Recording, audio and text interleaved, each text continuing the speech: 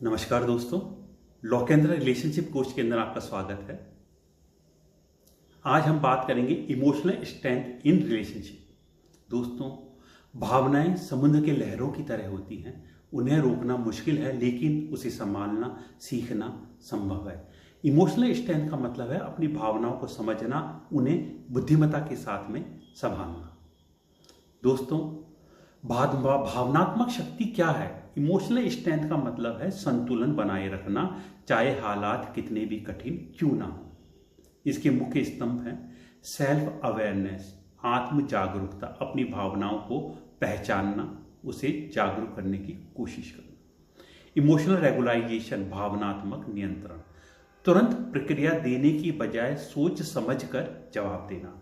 Empathy, सहानुभूति रखना, दूसरों की भावना को महसूस करना और उनसे सहानुभूति बनाए रखना।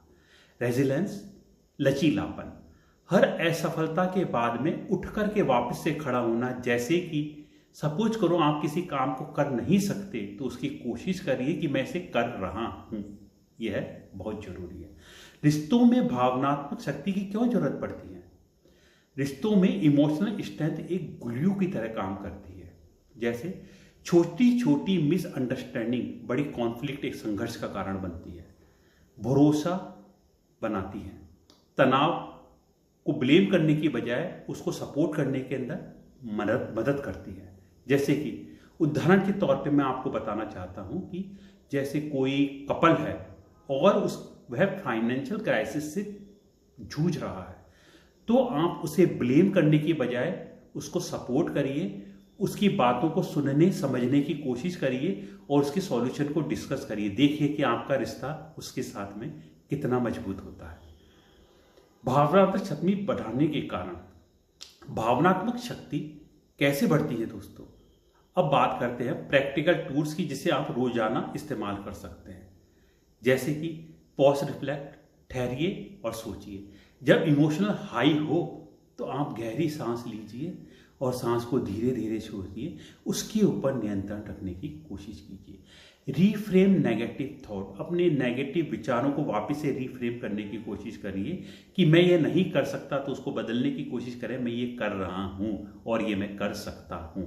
एम्पैथी प्रैक्टिस करिए, सहानुभूति का अभ्यास करिए, दूसरों की बातों को ध्यान से सुनिए, सोचिए, समझिए, उसको टोकने से बचिए।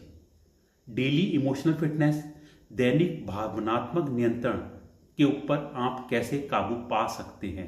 जर्नलाइजिंग करिए, उसको लिखने की प्रैक्टिस करिए, उसके बारे में सोच करके आप उसको लिख करके सोच में जो आपकी बात आ रही है उसको लिख करके देखिए और अपनी भावनाओं को स्ट्रॉन्ग करने की इस माध्यम से आप कोशिश कर सकते हैं। जैसे कि आप डायरी लिखना।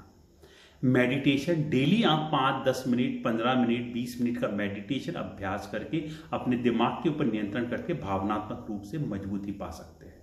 ग्रेटिट्यूड, कृतज्ञता, रोज 3 चीजें लिखें, उसको समझें, सोचें कि आप क्या कर सकते हैं, उसके ऊपर नियंत्रण कैसे कर सकते हैं।